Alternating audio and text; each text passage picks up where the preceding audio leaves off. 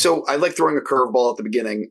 You've done a ton of stuff in your career already. If someone has actually never seen anything by Tyler Perry, what is the first thing you'd like them watching and why? That would depend on what they're in the mood for. The introduction to me, I'd love to be Jazzman's Blues, because I feel like it's the thing that took me the longest to make, and it's the thing that I had my most heart in. But if you're looking for comedy, of course, I'd say Medea for sure. I've heard that character's popular. Yeah, just a little bit. Just a little bit. Yeah. So one of the things I commend you on is that the erotic thriller basically was the staple of the 80s and 90s, and then it sort of just went away. So what did it mean to you to be able to play in this genre? So much of this is about my mother, man. My mother loved those erotic thrillers, and they were, from the Glenn Close to Sharon Stone and all those movies back in the day. She loved them. So to have an opportunity to actually do one, I know had she been alive, she would love to have seen this movie. So I'm really excited about it, even having other people who are much younger, who never even seen those kind of movies, be introduced to one. One of the things is I feel like Hollywood has moved away from sex scenes. Yeah. It's like you see people kiss and then that's it. So what is it like to direct a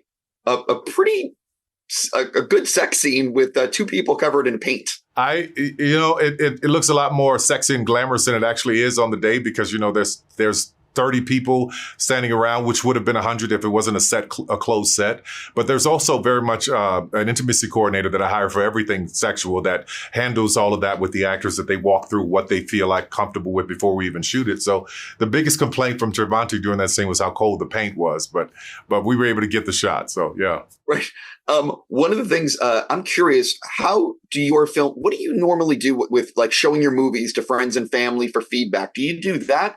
Do you do test screenings, or do you not do anything? Yeah, well, we definitely do test screenings. I show it to friends and family, but not a lot. I wait till because by the time I've shot it and the time it's ready to be shown to friends and family, it's ready to come out. So there's nothing to change. So we all show up at the premiere and we're like, okay, what'd you think? Have any of your projects actually dramatically changed in the editing room along the way, or is it, or not at all? I don't have anything that's been drastically changed from what I wrote and what I shot. I don't have any movie that is that way. It's all very close to the script. Even though we find some incredible moments, especially comedies, we find big comedies in the set pieces, big comedic moments. But that's the only difference. When you saw the shooting schedule, what was the day you had circled in terms of, I can't wait to film this? And what was the day you had circled in terms of, oh, wait, we've got to film this? I don't circle any of the dates. The first day is, okay, I'm ready to film. And the last day, I'm glad it's done. So I don't get excited about any scene in particular, until I'm in it, I go, whoa, I'm having fun here. And when I'm having fun, you usually see me do a lot more takes than I normally do. You have an upcoming project called 6888. Yeah. Which seems really interesting to me. Can you tell people about it? And actually, you have some pretty good names in it. Yeah, well, there were 855 women of color who were in World War II that most of the world don't even know that they were there or served. And I had an opportunity to meet one of them who was 99 years old at the time. And she told me this story and told me her story. And I left there and had a movie in 2 weeks after just sitting down talking with her. And I'm excited about the cast from Oprah to Dean Norris and Kerry Washington, Ebony Obsidian, just incredible, incredible actors that are in this movie. I don't want to, Susan Sarandon, I don't want to forget anybody, Milana Jackson, it was so important to me that we got this right, and it has scored through the roof for Netflix. They're so excited about it.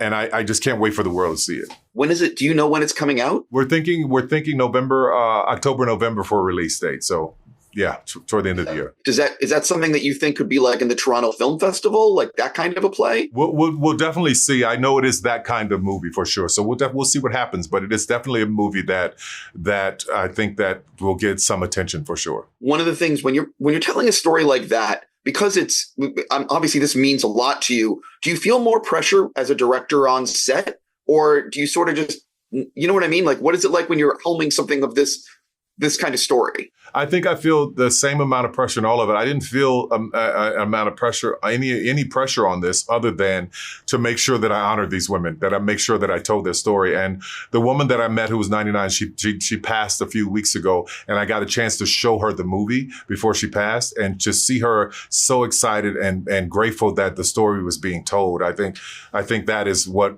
I put the pressure on myself. I can't imagine what it was like to show her the film. Great day. you work all the time, and I'm curious, what do you have coming up for 2024? Do you have projects you're getting ready to direct? What are you thinking about for this year? I have 5 movies in the can right now, and a new TV show for Netflix that we start in about 4 weeks.